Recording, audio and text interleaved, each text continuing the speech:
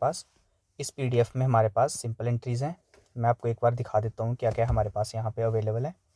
Simple entries हैं, simple entries के बाद से हमारे पास कंपाउंड एंट्रीज़ हैं, कंपाउंड के बाद से entries related to bad debts हैं, बैंकिंग ट्रांजेक्शन्स हैं, ठीक है, ट्रांजेक्शन रिलेटेड टू गुड्स हैं हमारे पास, transaction related to fixed assets हैं, एडजस्टमेंट एंट्रीज़ हैं, और इसके बाद से हमारे पास पेमेंट और सेटलमेंट, फुल सेटलमेंट वाली एंट्रीज़ हैं हमारे पास, एडजस्टमेंट एंट्रीज़ हैं, ओपनिंग एंट्रीज़ हैं, ओपनिंग एंट्रीज़ हमने स्किप कर दी थी, ठीक है। तो बाकी इसके बाद मिसलेनियस है। तो आज हम ट्राई करेंगे कि जितनी भी हो सके हम डिस्कस कर लें इसमें मैक्सिमम से मैक्सिमम, ठीक है। तो तरीका क्या रहेगा कि जैसे मैंने बोला था कि मैं एंट्रीज़ को पढ़ूंगा और आप कॉपी पेन लेके बैठना, कॉपी पेन लेके आप उसको क्या करना है, एक अगर आपने उतारना होगा तो उतार लेना उसको, नहीं तो मैं इसका सोल्यूशन प्रोवाइड कर दूंगा। अगर सोल्यूशन चाहिए होगा आप मेरे को कमेंट्स में बता देना, मैं इसका सोल्यूशन प्रोवाइड कर दूंगा, ठीक है। तो अभी स्टार्ट करते हैं। तो मैं कैसे स्टार्ट करूँगा इसको कि मैं एक एंट्री को पढ़ूंगा और उसका मैं सोल्यूशन बताता जाऊँगा कि इसको कैसे हम रिकॉर्ड करेंगे, ठीक है। तो चलो स्टार्ट करते हैं बिना किसी टाइम वेस्ट किए। तो जैसे पहली एंट्री है हमारे पास, बिजनेस स्टार्टेड विद कैश। तो यहाँ पे देखो हमारे पास दो चीज़ें हैं। जैसे यहाँ पे पहले हमने देखा कि बिजनेस कौन स्टार्ट कर रहा है, रमन। तो हमारे यहाँ पे ओनर का हमें पता चल गया है, ओनर कौन है, रमन। तो बुक्स ऑफ रमन है। तो बिजनेस स्टार्टेड विद कैश की एंट्री क्या बताई थी मैंने, cash account debit to capital account. Owner के पैसे को हम क्या बोलते हैं, कैपिटल बोलते हैं। रमन की जगह हम किसको लिखेंगे, कैपिटल वर्ड को लिखा जाएगा, ठीक है। रमन की जगह हम कैपिटल वर्ड लिखेंगे, ठीक है। फिर सेकंड नंबर पे हमारे पास आ गया गुड्स परचेज फॉर कैश। तो गुड्स परचेज फॉर कैश की हमारी एंट्री क्या आएगी, देखो गुड्स के लिए हमने कौन सा अकाउंट यूज़ करना है यहाँ पे, परचेज अकाउंट। तो purchase account debit to cash account. तो परचेज अकाउंट डेबिट करेंगे हम टू कैश अकाउंट। आप ना साथ में कॉपी लेके बैठ जाओ, कॉपी के साथ साथ आप करते जाना, ठीक है। फिर थर्ड एंट्री हमारे पास क्या आती है, goods purchase from Pankaj on credit. अब यहाँ पे एक चीज़ देखना कि हमारे पास क्या दे दिया उसने कि हमने पंकज से खरीदे हैं। तो यहाँ पे पर्सन का नाम दिया है। तो जब पर्सन का नाम दिया होता है तो हम क्या करते हैं भाई, वो उधार पे है। क्रेडिट का मतलब यहाँ पे उधार है। तो पंकज क्या हो गया यहाँ पे, रिसीवर। तो पंकज अकाउंट डेबिट, ठीक है, डेबिट द रिसीवर टू, हमने क्या किया हुआ, सेल करा हुआ, तो टू सेल्स अकाउंट, ठीक है। पंकज टू सेल करके ये आ जाएगी हमारी एंट्री, ठीक है। अगली एंट्री हमारे पास क्या है, sold goods to Naresh on credit. अब नरेश को हमने बेचे हुए हैं, ठीक है। पंकज से हमने परचेज करे थे, एक मिनट, पंकज से हमने परचेज करे थे ना। तो यहाँ पे purchase account debit to Pankaj आएगा, ठीक है। वो गलत हो गया हमारा, मैंने सेल्स की बना दी उसकी। Purchase account debit to Pankaj, ठीक है, क्योंकि हमारे पास सामान आया हुआ है और पंकज यहाँ पे गिवर है, ठीक है। हमने गुड्स परचेज फ्रॉम पंकज है ना, पंकज यहाँ पे गिवर है, तो क्रेडिट द गिवर करना था, ठीक है। नेक्स्ट हमारी आ गई गुड्स सोल्ड टू नरेश। अब यहाँ पे नरेश कौन है, रिसीवर।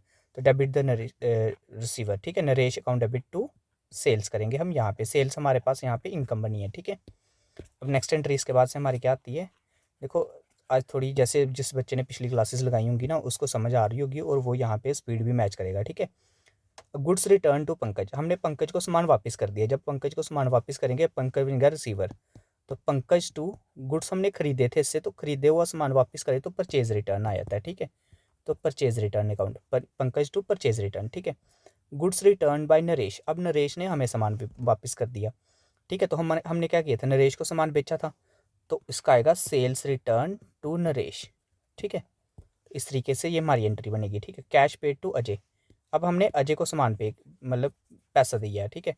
तो अजय यहाँ पे क्या बन गया हमारे पास, रिसीवर। तो हम क्या रखेंगे, Ajay to cash, Ajay account debit to cash account, क्योंकि डेबिट द रिसीवर करना था। अब कमीशन मिली है हमें, तो मैंने यहाँ पे क्या बताया था आपको कि रेंट कमीशन, ठीक है, इस तरीके की जितनी भी चीज़ें होती हैं वो ऑलवेज कैसे होती हैं, पेड हो या रिसीव्ड हो तो कैश में होती हैं, ठीक है।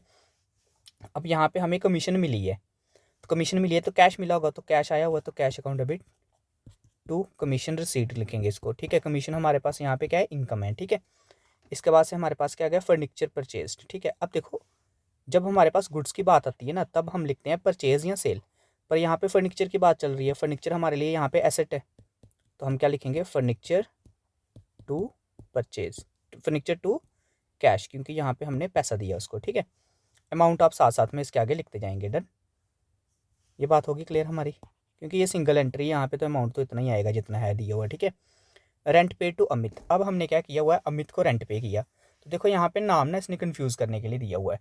जब भी हम रेंट पे करेंगे तो वो ऑलवेज कैश में होगा, कि अगर रेंट जो आप पे करेंगे या रिसीव करेंगे तो वो कैश का लेन देन होगा, अमित का नाम लिखने की ज़रूरत है नहीं है यहाँ पे। देखो आप मानो कि उधार पे तो हो नहीं सकता है, अब कभी ऐसा होगा कि आपने किसी को बोला कि मान ले मैंने तेरे को रेंट दे दिया, वो मानेगा? जब तक उसको पैसे नहीं दिए जाएंगे तब तक नहीं मानेगा भाई।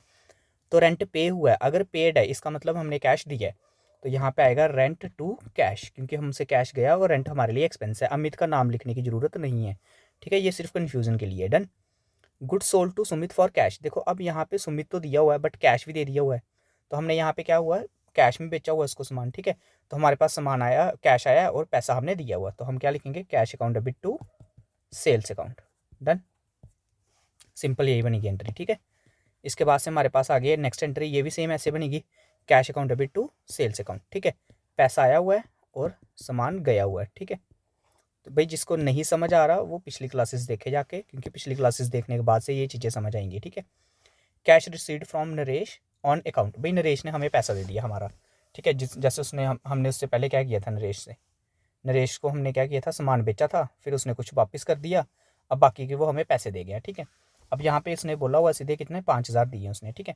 तो पैसा मिला है तो कैश अकाउंट डेबिट, भाई पैसा आ रहा है तो डेबिट करो, कैश अकाउंट डेबिट टू किसने दिया, नरेश ने दिया। डन, तो बन गई एंट्री हमारी, ठीक है। अब सैलरीज पेड, सैलरीज हमारे लिए क्या है, एक्सपेंस। सेम जैसे रेंट हमारा कैश में होता है वैसे सैलरीज भी हमारी कैसे होती है, कैश में। जैसे बोलते हैं नहीं सैलरी आई, ये सैलरी आ गई मतलब क्या हुआ कि कैश मिला है, ठीक है। तो भाई कैश आया हुआ है, सैलरी हमने यहाँ पे हमने क्या किया हुआ है, हम बिजनेस के पॉइंट ऑफ व्यू से देख रहे हैं, बिजनेस के पॉइंट ऑफ व्यू से तो हमें सैलरीज पे करनी है, ठीक है। तो सैलरीज हमारे लिए एक्सपेंस है, सैलरीज टू कैश, यहाँ पे कैश की बात हो रही है, ठीक है। और अगर बैंक होगा तो बैंक भी लिख सकते हैं। डन, कैश और बैंक दोनों ही लिख सकते हैं, ठीक है। तो इस तरीके से हमारा पहला क्वेश्चन खत्म हो गया ये। अब जैसे ये दूसरा हमारा क्वेश्चन है, ठीक है, ये भी सिंपल एंट्रीज, जैसे गुरमान था, इसने इन्वेस्ट किया, ठीक है। तो यहाँ पे एंट्री क्या बन जाएगी हमारी, cash account debit to capital account. Done, ये अब बताने की ज़रूरत नहीं है, सीधे चलो, ठीक है। परचेज गुड्स फ्रॉम हरीश, तो हम यहाँ पे लिखेंगे परचेज टू हरीश, ठीक है। परचेज गुड्स फॉर कैश, तो purchase account debit to cash account. Purchase goods from Mohit for cash, अब यहाँ पे मोहित से खरीदा बट कैश भी दिया हुआ है, ठीक है। तो हम क्या लिखेंगे, परचेज टू कैश, ना कि परचेज टू मोहित मत लिखना इसको। इसकी एंट्री बनेगी परचेज टू कैश, क्योंकि पैसा मिल गया तो मोहित का कोई लेना देना नहीं है यहाँ पे, ठीक है। इसके बाद से आ गया सोल्ड गुड्स टू कैलाश, ठीक है। अब हमने कैलाश को सामान बेचा हुआ है पर क्रेडिट पे बेचा हुआ है, तो इसका मतलब हमने कैलाश को करना है कैलाश टू सेल्स, ठीक है, क्योंकि पैसा नहीं दिया हुआ। Sold goods to Nadeem for cash, तो अब यहाँ पे नदीम का कोई लेना देना नहीं है क्योंकि कैश में ट्रांजेक्शन हो रही है, तो हम लिखेंगे कैश टू सेल्स। डन, क्योंकि सामान बेचा हुआ भाई और पैसा भी मिल गया हुआ है। इसके बाद से हमारा आता है गुड्स रिटर्न टू हरीश, ठीक है। गुड्स रिटर्न बाय कैलाश, ठीक है, कैलाश ने हमें सामान वापस कर दिया, कैलाश को हमने क्या किया था, बेचा था, सेल्स रिटर्न आ जाएगा, सेल्स रिटर्न टू कैलाश, ठीक है। अब goods return to Harish, Harish से हमने क्या किया था, सामान खरीदा था, परचेज रिटर्न आ जाएगा, तो Harish to purchase return. Done, इसके बाद से हमारा आगे क्या आता है, मशीनरी परचेज फ्रॉम सोहन। अब देखो यहाँ पे हमने क्या किया, मशीन खरीदी है, किससे खरीदी, सोहन से। मशीन तो आ रही है हमारे पास, मशीन को करो डेबिट, मशीन अकाउंट डेबिट कर दिया हमने, ठीक है। टू किससे ली, सोहन से, तो सोहन को करो क्रेडिट। डन, भाई यहाँ पे सोहन पे पर्सनल का रूल लगेगा, क्रेडिट द गिवर, ठीक है, और मशीनरी पे हमारा रियल का रूल लगेगा। डन, तो ये भी एंट्री होगी खत्म।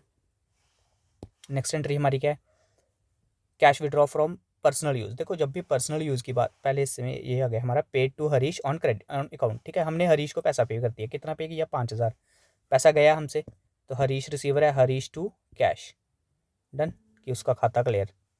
डन, इसके बाद से हमारा आ गया cash withdraw for personal use. जब भी पर्सनल यूज़ की बारी आएगी तो इसको हम ड्राइंग्स लिखेंगे, तो हम लिखेंगे ड्राइंग्स अकाउंट डेबिट टू, भाई इसने क्या किया हुआ है, कैश किया हुआ है, टू कैश लिख देंगे, ठीक है। अमाउंट लिख लेंगे इतना जितना उसने निकाला हुआ है। डन, इसके बाद से आगे चले, आगे हमारा आ गया ओल्ड न्यूज़पेपर सोल्ड। देखो ओल्ड न्यूज़पेपर हमारे लिए गुड्स नहीं है, ठीक है, और ये हमारे लिए एसेट भी नहीं है, तो ये कभी कभार होने वाली चीज़ है एक, तो एक किस्म से गेन मानने जाएगा इसको, ठीक है। तो भाई पैसा तो आ रहा है तो कैश अकाउंट तो डेबिट करेंगे, कैश अकाउंट डेबिट, ठीक है, टू भाई ओल्ड न्यूज़पेपर लिखेंगे तो ओल्ड न्यूज़पेपर लिख देंगे, ठीक है। डन, बस बन गया एंट्री इसकी भी। फिर आ गया हमारे पास received loan from Mohan and deposit in bank. देखो यहाँ पे क्या हमारा बन रही सिचुएशन, क्या बन रही है, हमने लोन लिया किससे, मोहन से, ठीक है, और हमने उसको बैंक में डिपॉजिट कर दिया। देखो हमें प्रोसेस को नहीं देखना, हमें एंड रिजल्ट को देखना है। एंड रिजल्ट क्या हो रहा है हमारा कि बैंक में पैसे आए हैं, तो भाई बैंक अकाउंट डेबिट कर दो, ठीक है, बैंक अकाउंट डेबिट, भाई बैंक में पैसा आया है, ठीक है। 2, कहाँ से आया बैंक, भाई एक हमारे पास लाइबिलिटी अराइज हो गई है मोहन से, तो उसको हम लिखेंगे मोहन्स लोन, ठीक है, जिससे लोन लिया हुआ है उसका मोहन लोन। जैसे हम बैंक को लिखते हैं ना बैंक लोन, तो इसको यहाँ पे लिख देंगे मोहन्स लोन, ठीक है, अमाउंट लिख देंगे 50,000, डन। तो इस तरीके से हमारी क्या हो गई, ये सारी वाली सिंपल एंट्रीज होगी खत्म, डन।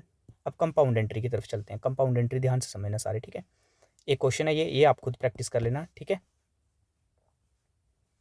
अब आते हैं कंपाउंड एंट्रीज। कंपाउंड एंट्रीज देखना भाई, पेड सैलरीज हमने 30,000 पे करी, रेंट किया 10,000 और वेजिस की हमने 8,000, ठीक है। तो हमने कंपाउंड एंट्रीज में क्या करना है, तीनों एंट्रीज को एक साथ ही लिख लेना है, ठीक है। तो कैसे करेंगे भाई, 3 चीज़ें हैं देखो, सैलरी हमारे लिए एक्सपेंस है, रेंट हमारे लिए एक्सपेंस है और वेजिस भी हमारे लिए एक्सपेंस है। अलग अलग ना बना के हम इसको एक ही साथ बना देंगे। कैसे करेंगे, सैलरीज, फिर उसके बाद रेंट, फिर इसके बाद से वेजिस, ये तीनों को कर देंगे डेबिट, ठीक है। 2, देखो हम कैसे पे कर रहे हैं, चेक से, तो चेक से पे कर रहे हैं तो बैंक से जाएगी पेमेंट।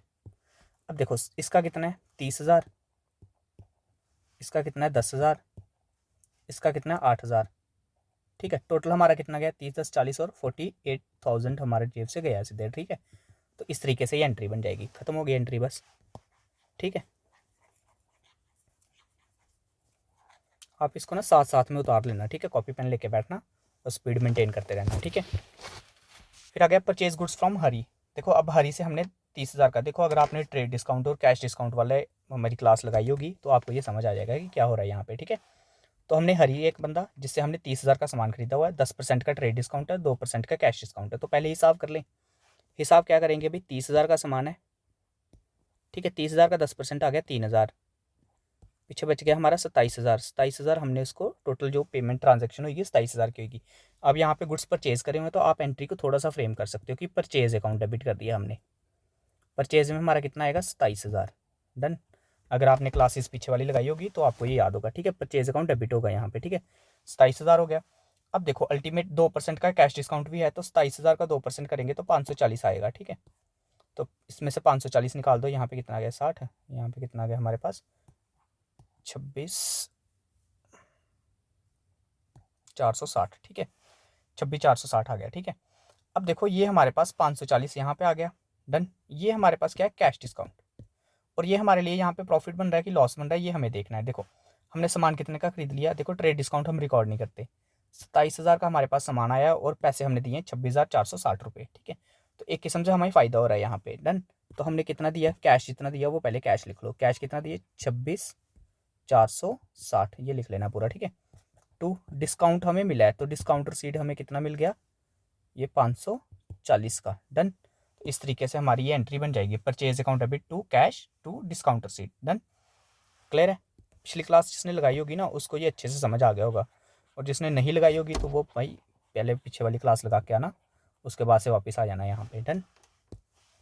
इसके बाद से हमारा आता है आगे पेड टू राजू। राजू एक बंदा है जिसको हमने 5,000 कैश में पे किया हुआ है और 7,000 चेक से पे किया हुआ है। टोटल पेमेंट इसको कितनी होगी, इन दोनों को प्लस कर लो, 7 5, ठीक है। तो भाई राजू रिसीवर है यहाँ पे, तो राजू को डेबिट करो, राजू को डेबिट कर दिया। टोटल कितना दिया हमने इसको 12,000, ठीक है। टू कैश में कितना दिया, टू बैंक से कितना दिया, कैश कितना दिया 5 और बैंक से दिया इसको हमने 7, बस हो गई एंट्री, खत्म हो गई, कंपाउंड एंट्री खत्म हो गई हमारी ये वाली, ठीक है। इसके बाद से आगे वाली चलें। आगे यहाँ पे आ गया सोल्ड गुड्स टू रोमा। अब रोमा एक जो भी है हमारे पास, इसको हमने कितना दिया हुआ, 5,000 का सामान बेचा हुआ, 20,000 का ट्रेड डिस्काउंट है। तो सबसे पहले तो आप 5,000 में से 20% निकाल लो, तो 1,000 निकाल दो, पीछे 4,000, डन। जो भी ट्रांजेक्शन होगी 4,000 के हिसाब से होगी, ठीक है। 3% का कैश डिस्काउंट है, पर यहाँ पे उसने आधी पेमेंट करी है, तो आधी पेमेंट यानी कि इसको बांट दो, 2,000 यहाँ पे, 2,000 यहाँ पे। अब 2,000 के लिए तो रोमा का नाम लिखना पड़ेगा, क्यों, क्योंकि भाई हमने बोला था अगर क्रेडिट भी होगा तो क्या होगा भाई, नेम आएगा। 2,000 के लिए रोमा का नाम लिखना पड़ेगा, और बाकी 2,000 पे 3% दे दो, 2,000 का 3% था 60 रुपये, तो 1,940 यहाँ पे आ गए टोटल कैश, ठीक है। अब क्या हुआ है, देखो भाई हमने गुड्स बेचे हुए हैं, ठीक है, बेचे तो इसका मतलब कैश मिला है, तो पहले तो कैश अकाउंट डेबिट करो, कैश अकाउंट हमने कर दिया डेबिट, डन। कितना पैसा मिला हमें, ये मिला है हमें टोटल पैसा 1940। डन। फिर डिस्काउंट यहाँ पे एलो करा है हमने क्योंकि सामान बेचा भाई, तो हमारे लिए लॉस है। लॉस है तो कितने रुपए लॉस है, 60 रुपये। ठीक है, फिर इसको करो भाई डेबिट करो इसको, क्योंकि ये रिसीवर है इस वक्त, इसने उधार किया हुआ है। तो यहाँ पे आ जाएगा हमारे पास रोमा। ठीक है, रोमा को हमने डेबिट कर दिया। कितने से डेबिट कर दिया, जितना उसने उधार किया हो हमारे साथ। ठीक है, 2 किया गया हमने सेल्स। सेल्स टोटल कितने की आएगी भाई, हमने ट्रेड डिस्काउंट को लेस करने के बाद से 4000 बचा था, 4000 यहाँ पे आ जाएगा हमारा सेल्स का। डन। एंट्री समझ आई तुम लोगों को, देख लो भाई, कमेंट्स में बताते रहना। ठीक है, थोड़ा मेरे को भी पता चल जाएगा बच्चों को समझ भी आ रहा है, किसी को भी नहीं आ रहा। डन। तो आगे वाली एंट्री पे चलते हैं अब। साथ साथ में इसको ना आप पॉज करके उतारते जाना, ठीक है, क्योंकि ऐसे वीडियो बहुत लंबी हो जाती है फिर। इसके बाद से हमारे पास आ गया एंट्री, ये हमने कर दी, ये वाली करी ना अभी हमने। ठीक है, अब ये एंट्री है हमारे पास। ठीक है, गुड सोल्ड टू रमेश। अब रमेश को हमने बेचा सामान, ठीक है, 8000 का। ही पेड 5000 बाय चेक इमीडिएटली। अब देखो हमने इस बंदे को, रमेश को बेचा 8000 का सामान, उसने 5000 हमें इमीडिएटली पे कर दिया। तो इसका मतलब क्या हुआ, 3000 का हमारे पास कोई इन्फॉर्मेशन नहीं है, बट नाम गिवन है। इसका मतलब 3000 का उधार है। ठीक है, अब सामान बेचा है तो भाई सबसे पहले तो रमेश को डेबिट करो। रमेश को हमने डेबिट कर दिया, कितने से भाई, 5000 आ गया, 3000 नहीं आया हुआ। ठीक है, फिर उसके बाद से हमें बैंक से पैसा हुआ है, तो बैंक अकाउंट डेबिट करो। कितना बैंक अकाउंट डेबिट करेंगे, 5000 से। 2 हमने सामान बेचा इसको, तो सेल्स कितने की करी है, 8000 की। डन। क्लियर। इसके बाद से नेक्स्ट एंट्री पे चल जाएं तो नेक्स्ट एंट्री हमारे पास क्या आती है, यहाँ पे एडिशनल कैपिटल इंट्रोड्यूस। देखो हमने पहले से जो बिजनेस हमारा चल रहा था उसमें हमने कुछ पैसा लगाया था, यहाँ पे नहीं गिवन है। ठीक है, तो हम मान लेते हैं कुछ भी पैसा लगाया था पहले से। अब एडिशनल कैपिटल का क्या होता है कि जैसे हमने पहले से अगर मान लो ₹1,00,000 लगाया था, अब हम उस पर और पैसा लगा रहे हैं। ठीक है, तो ज़रूरी नहीं है कि जब हम कैपिटल लगाएं तो हम कैश ही लगाएं, हम कुछ भी लगा सकते हैं भाई, एसेट भी लगा सकते हैं। कोई जैसे पर्सनल एसेट था, उसके पास अपनी कोई गाड़ी थी, उसने वो बिजनेस को दे दी कि भाई मेरी गाड़ी लगा लो आप बिजनेस में। ठीक है, तो अब यहाँ पे हमारे पास पैसा आया है, तो कोई बात नहीं, जो चीज़ आ रही है उसको डेबिट करो। तो सबसे पहले हमारे पास एडिशनल कैपिटल में क्या आया, कैश अकाउंट। ठीक है, फिर उसके बाद डिलीवरी वैन आई है, तो डिलीवरी वैन को भी डेबिट कर दो, क्योंकि ये भी हमारे पास आई है। तो टोटल कितना हो गया, 50 ये 10 ये। ठीक है, ये 10,000 की थी और ये 50,000 की थी। तो टोटल उसका अमाउंट कितना इन्वेस्ट हुआ अभी न्यू टू कैपिटल अकाउंट। ठीक है, कैपिटल अकाउंट में कितना आया, 60,000। वही 10,000 का उसने कैश लगाया और 50,000 की उसने डिलीवरी वैन लाई। तो टोटल पैसा उसका कितना इन्वेस्ट हुआ, और कैपिटल के रूप में 60,000 रुपये। डन। तो इस तरीके से एडिशनल कैपिटल की, जब भी कैपिटल इंट्रोड्यूस होगा तो कैपिटल को क्रेडिट करेंगे हम। डन। इसके बाद से नेक्स्ट एंट्री। अब यहाँ पे देखो क्या हुआ है हमारे पास, ये बोलता है कि हमने क्या किया, कैश पे किया अनिल को 975 रुपये, और डिस्काउंट हमें मिला 25 रुपये का। इसका मतलब क्या हुआ भाई, हमने अनिल के टोटल पैसे कितने देने थे, हमने उसको देना था 1000। डन। 1000 देना था, बट हमने दिए कितने उसको, 975 रुपये। तो सबसे पहले तो भाई अनिल, पहले उसने हमसे पैसे लेने थे। ठीक है, तो वो हमारे पास उसका पहले से अकाउंट होगा, अब उसका अकाउंट हमने ख़त्म करना है। ठीक है, तो पहले तो हम अनिल को डेबिट करेंगे, अनिल अकाउंट डेबिट। ठीक है, कितने से भाई, 1000 रुपये से। क्यों करेंगे 1000 रुपये से भाई, हमने उसका किसी कारण से 1000 रुपया देना था। ठीक है, जिसमें से हमने उसको पे कर दिया कैश में। कैश में कितना पे किया, कैश में हमने दिए इसको 975 रुपये, और हमने डिस्काउंट कितना रिसीव कर लिया उससे, 25 रुपये। डन। इस तरीके से हमारा डेबिट क्रेडिट ऑलवेज हम क्या करेंगे, इक्वल लेके चलेंगे। डन। अब अगली एंट्री पे चलें। अगली एंट्री हमारी आती है, देखो हमने pay to Raju 1000 in cash and 2000 by cheque. तो अब हमने राजू को पे किया, तो भाई लिखो राजू को डेबिट में टोटल कितना दिया हमने इसको, 3000। ठीक है, 2 जो भाई जो कैश में दिया वो कैश में लिखो, और जो बैंक से दिया है, चेक से दिया है, उसको बैंक में लिखो। कितना दिया हुआ है यहाँ पे, 1000 यहाँ का है, 2000 यहाँ का है। ठीक है, बस हो गया, एंट्री ख़त्म हमारी।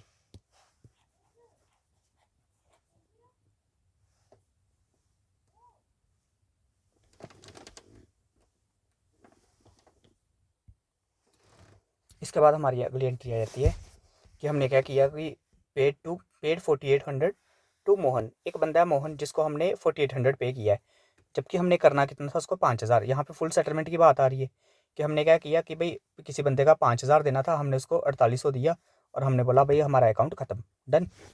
तो सबसे पहले हमारी जेब से पैसा गया किसको, मोहन को। तो भाई मोहन को हमने देने कितने थे, मोहन को हमने डेबिट कर दिया कितने से, 5,000 से, जितना हमने उसका पैसा देना था।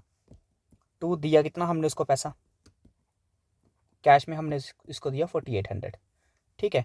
जो बाकी बचा वो हमारे लिए क्या बन गया, डिस्काउंट रिसीव्ड। ये मैंने फुल सेटलमेंट वाली अकाउंट, जो फुल सेटलमेंट ऑफ अकाउंट का, उसमें मैंने आपको बताया था ये, ठीक है।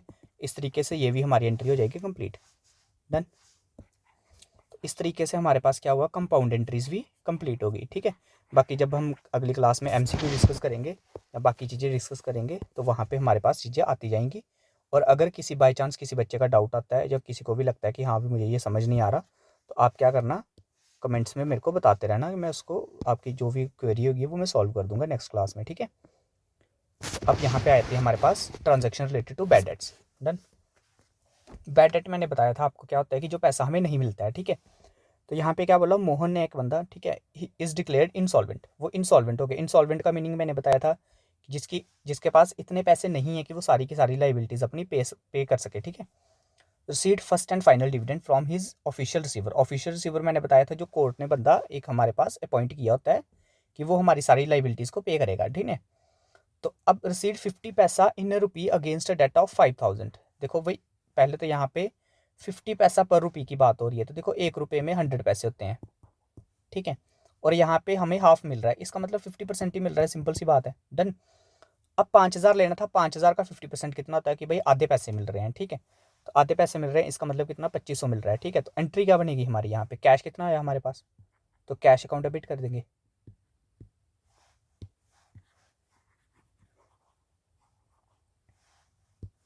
ठीक है। यहाँ पे हमारे पास कैश कितना आया, जितना भी कैश आया हमारे पास आया 2500, क्योंकि आधा तो इतना ही होता है, 2। अच्छा, इससे पहले हम बैड डेट भी करेंगे क्योंकि लॉस भी हुआ हमें, तो लॉस डेबिट में आता है, तो बैड डेट अकाउंट डेबिट करेंगे इसको भी। कितना लॉस कितना हुआ, 2500, ठीक है। 2 लेना किससे था पैसा, ये हमारे पास मोहन से, तो मोहन, ठीक है। 5,000 लेना था उसका, 5,000 का हिसाब हो गया ख़त्म, ठीक है। अब इसके बाद से नेक्स्ट एंट्री पे चलते हैं। नेक्स्ट एंट्री पढ़ो, देखो क्या है भाई। अब ये बोलता है 8,000 हमने रमेश से लेना था, वो उसमें से कुछ भी नहीं मिलेगा, कुछ भी नहीं मिलेगा तो सारा का सारा बैड डेट है। तो bad debt debit, bad debt account debit to, आप लिखोगे रमेश,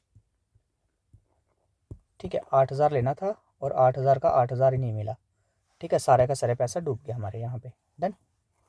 इसके बाद से हमारी अगली एंट्री आती है हमारे पास, शाम है एक बंदा, ठीक है, who own 15,000 become insolvent. Same बात वही आ गई, 50% मिल रहा है, तो सेम पहले जैसी एंट्री आ जाएगी। भी पैसा कितना मिला हमें, 15,000 का आधा देखो तो 7,500 होता है, ठीक है। बैड डेट कितना हुआ हमारे पास, 75, ठीक है। दोनों को डेबिट करेंगे,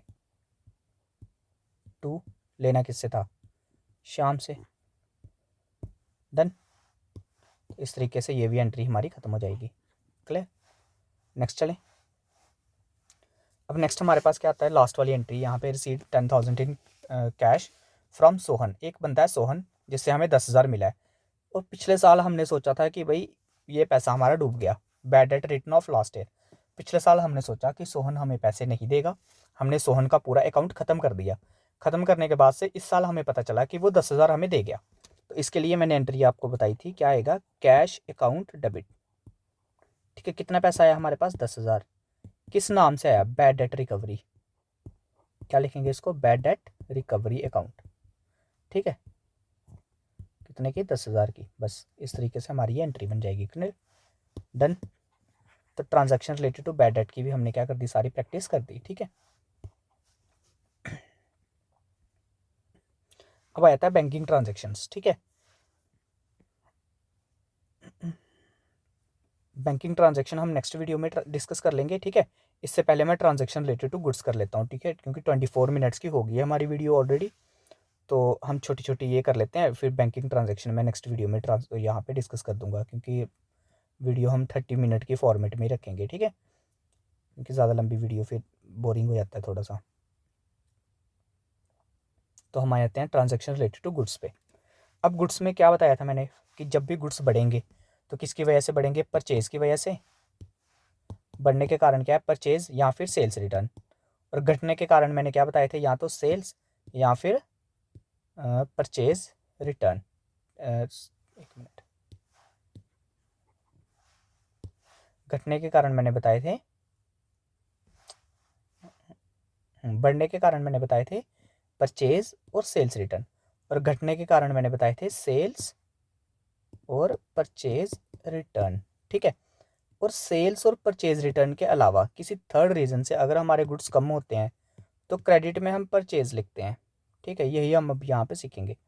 तो क्रेडिट में हमने परचेज लिखना है, ये तो हमारा मतलब फिक्स है। अब डेबिट में हम वो भी रीज़न लिखते जाएंगे, जो भी रीज़न यहाँ पे आते जाएंगे। ठीक है, अब देखो कितना ईजी हो जाएगा। Goods withdrawn bye owner for personal use, personal use है तो ड्राइंग्स लिखते हैं, तो हम यहाँ पे लिखेंगे drawings to cash, drawings to purchase. ठीक है, drawings account debit to purchase, पहले एंट्री खत्म, 1000 लिखेंगे, एंट्री खत्म हो जाएगी। गुड्स डिस्ट्रीब्यूटेड एज सैंपल, अब सैंपल में हम क्यों डिस्ट्रीब्यूट करते हैं भाई, जियो पता है आपको, है ना, इन्होंने बोला था फ्री में आप नेट चलाओ हमारा, 1.5 साल दिया, उसके बाद से इन्होंने बोला 100 रुपये की मेंबरशिप फीस दो हमें, भाई सारे के सारे पैसे रिकवर कर गए। ठीक है, तो वो क्या किया इन्होंने, एडवर्टाइजमेंट करी, प्रमोशन करी। ठीक है, एडवर्टाइजमेंट होता है ये, सैंपल फ्री सैंपल भी क्या होता है हमारे पास, एक किस्म से एडवर्टाइजमेंट होती है या प्रमोशन बोल सकते हैं हम इसको। ठीक है, तो एडवर्टाइज किया इन्होंने। ठीक है, तो यहाँ पे हमने क्या करना है, यहाँ पे हमने कोई ज़्यादा लॉजिक नहीं लगाना, हमने सिंपल यही लिखना है, goods distributed as sample to purchase. ठीक है, तो goods distributed as sample to purchase. ठीक है, अब ये थी एंट्री, किसी की डाउट था, पता नहीं किसका था ये। ठीक है, गुड्स गिवन एज चैरिटी, तो भाई क्या करेंगे, चैरिटी टू परचेज। ठीक है, या गुड्स गिवन एज चैरिटी लिख दो। ठीक है, इसको डेबिट करके टू परचेज कर देंगे, डन। इसके बाद से हमारे पास आता है timber use for making office furniture. यहाँ पे इसने बोला हुआ है कि भाई हम मान के चल रहे हैं कि उस बंदे का बिजनेस किसका, टिम्बर का, यानी कि लकड़ी का बिजनेस है। तो कोई बात नहीं भाई, गुड्स कम हुए, यहाँ पे गुड्स हमारे लिए क्या था, टिम्बर, तो गुड्स कम हुए, बना क्या, फर्नीचर, तो लिख देंगे फर्नीचर टू परचेज।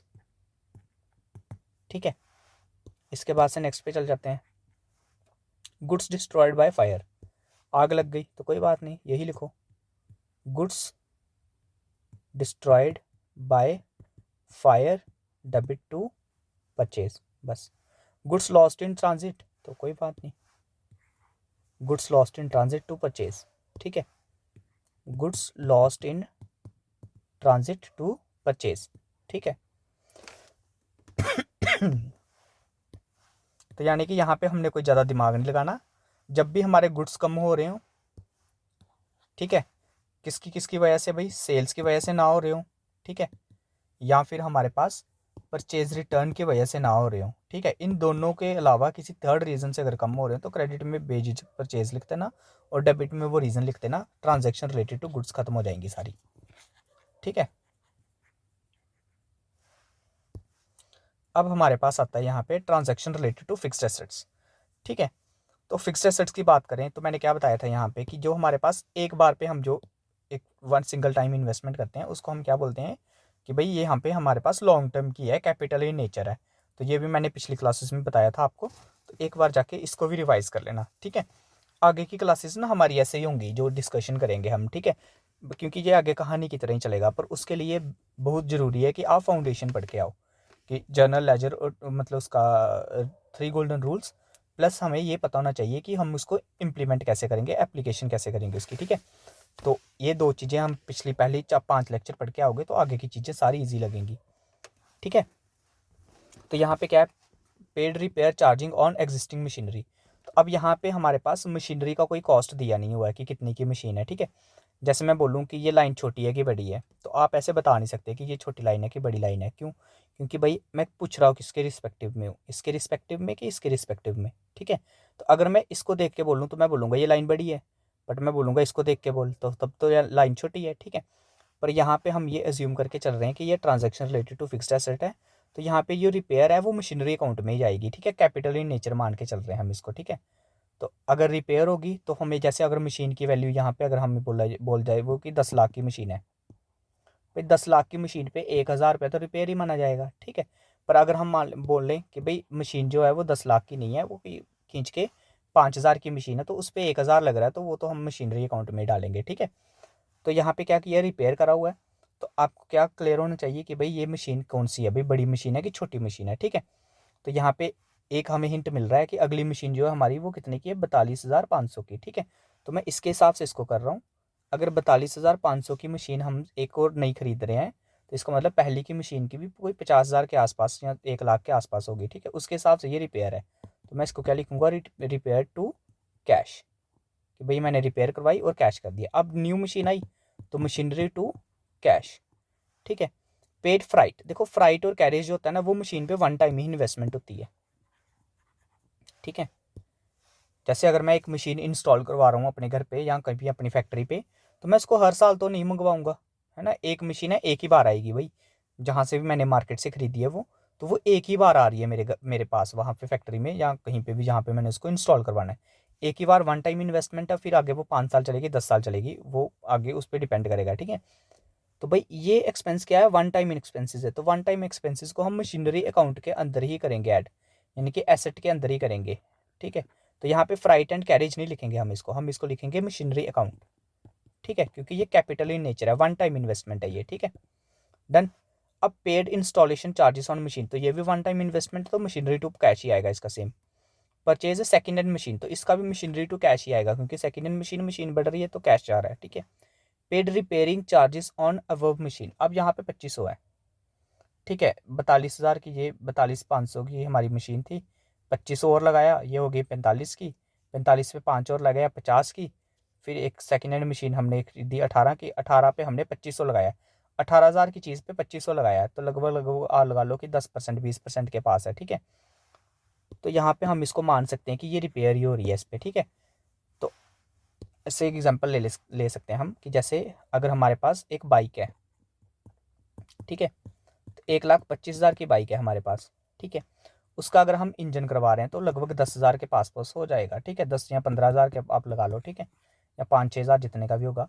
तो लगभग लगभग इसकी जो कैपिटल इन्वेस्टमेंट की तरह ये हो रहा है। देखो यहाँ पे रिपेयर जो हो रही है ना, वो हमें लॉन्ग टर्म का फ़ायदा दे रहा है, ठीक है। तो इस तरीके से अगर हम 18,000 से इसको कंपेयर करें तो भाई ये लगभग लगभग इसके ऊपर कैपिटल एक्सपेंडिचर की तरह मान लिया जाएगा, ठीक है। पर अगर यहीं पे इस मशीन की वैल्यू अगर 1 लाख होती, 2 लाख होती, तो हम इसको बोल सकते थे भाई यहाँ पे ये रेवेन्यू एक्सपेंडिचर की तरह माना जाएगा, ठीक है।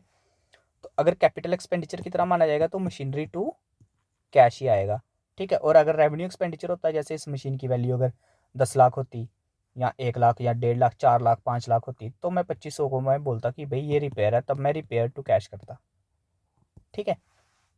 क्लियर है। तो हमें ये पता होना चाहिए कि किसके परस्पेक्टिव में हम देख रहे हैं इसको, ठीक।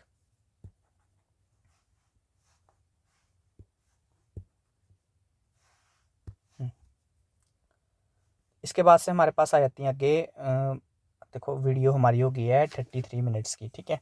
तो मुझे लगता है कि हम यहाँ तक बस करते हैं इसको। तो नेक्स्ट क्लास में हमारा बचेगा transaction related to banking transactions, ठीक है, ये वाली हम कवर कर लेंगे। और इसके साथ साथ हम एडजस्टमेंट एंट्रीज कर लेंगे, ठीक है। फुल सेटलमेंट वाला भी कर देंगे इसमें, ठीक है, क्योंकि इसमें थोड़ी थोड़ी एंट्रीज ही हैं। और मिसलिनियस 1-2 डिस्कस कर लेंगे, ठीक है, एक डिस्कस कर लेंगे मिसलिनियस वाली, ठीक है। इतना सा कर लेंगे, या फिर मिसलिनियस को छोड़ के हम ऊपर वाले डिस्कस कर लेंगे, बाकी हम MCQ में प्रैक्टिस कर लेंगे, और ठीक है। तो आज के लिए इतना ही काफ़ी है। तो आपको ये मिल जाएगी मेरे टेलीग्राम चैनल पे, ठीक है। और टेलीग्राम चैनल आपको मिल जाएगा, आप क्या करना कि मेरे चैनल पे जाना, वहाँ पे आपको टेलीग्राम चैनल का लिंक मिल जाएगा, वहाँ पे लिंक पे क्लिक करना, ज्वाइन करना, वहाँ पे आपको PDF पूरी मिल जाएगी अपनी ये, ठीक है। और इसका सोल्यूशन मेरे को कमेंट में बता देना कि सोल्यूशन चाहिए होगा तो मैं प्रोवाइड करवा दूंगा, नहीं तो आप खुद भी जाके, ये TS गरवाल में यूज़ कर रहा हूँ, ठीक है। तो आप ना गूगल पे जाके भी TS गरवाल की जो सोल्यूशन है वो आप सर्च कर सकते हो। 11th क्लास है ये, 11th क्लास की बुक है CBSE की, ठीक है। तो आप खुद भी जाके सर्च कर सकते हो, वहाँ पे आपको इसका PDF वो मिल जाएगा जिसपे सोल्यूशन इसका सॉल्व किया होगा, ठीक है। तो आज के लिए इतना काफ़ी है। Okay, thank you, good night.